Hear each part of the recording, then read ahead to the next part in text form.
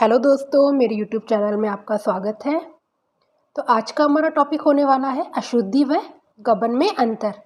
और इससे पहले हमने देखा था अशुद्धियों के प्रकार देखे थे, गबन के प्रकार देखा था और इन्हें हमने डिटेल में समझा था। तो आज हम देखेंगे कि अशुद्धि और गबन या कपट में क्या अंतर होता है।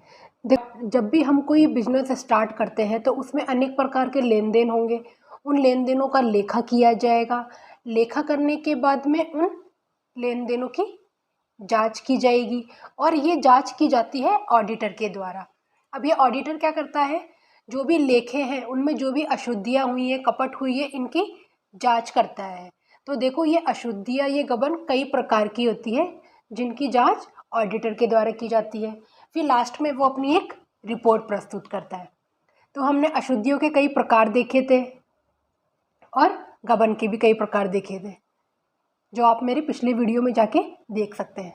तो हम देखेंगे अशुद्धि और गबन में अंतर। देखो, जो अशुद्धियाँ होती है वो अनजाने में होती है कि जो अशुद्धियाँ कर रहा है ना, तो उसको पता नहीं होता है कि मैं अशुद्धियाँ कर रहा हूँ। तो हम कह सकते हैं अशुद्धियाँ अनजाने में होती है। और जो गबन होता है, कपट होते हैं, वो जानबूझकर किए जाते हैं अपने स्वार्थ के लिए।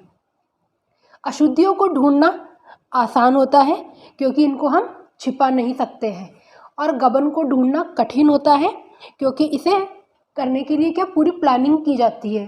कपट करने के लिए जो भी कपट करता है ना, वो पूरी प्लानिंग के साथ कपट करता है, तो इसे ढूंढना कठिन हो जाता है।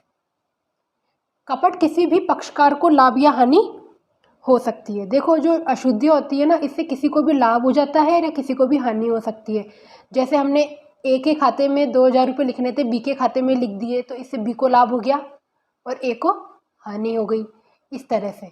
और जो कपट होते हैं, ये व्यवसाय को हानि एवं कपट करने वाले को लाभ होता है। और कपट में क्या होता है, जो ये कपट कर रहा है ना, केवल उसी को लाभ होगा और बाकी को हानि हो जाती है। यह क्षम्य अपराध है क्योंकि अनजाने में होता है। देखो, अशुद्धियाँ मैंने आपको बताया था अनजाने में होती है, और अनजाने में अगर कोई काम हो जाता है तो उसे हम क्षमा कर सकते हैं, ठीक है। लेकिन जो कपट है वो जानबूझकर किया जाता है, धोखा देने के उद्देश्य है। तो इसलिए हम कह सकते हैं कि जो गबन है वो अक्षम्य अपराध है। अशुद्धियाँ सावधानी न बरतने के कारण होती है। कई बार क्या होता है, लेखे जोखे करते हैं, खाते बनाते हैं, तब अकाउंटेंट का ध्यान नहीं होता है, तो उसे लेखे करने में कुछ गलतियां हो जाती है, जिस कारण से अशुद्धियां हो जाती है। और गबन होता है वो बिना सावधानी के किया ही नहीं जा सकता है। गबन के लिए पूरी सावधानी बरतनी पड़ती है। अगर जो गबन करने वाला है वो सावधानी नहीं बरतेगा तो उसकी चोरी पकड़ी जाएगी। इसलिए हम कह सकते हैं कि अशुद्धि तो सावधानी न बरतने के कारण होती है, और गबन होता है वो बिना सावधानी के किया ही नहीं जा सकता है। तो ये था कपट और अशुद्धि में अंतर। आई होप आपको ये समझ में आया होगा।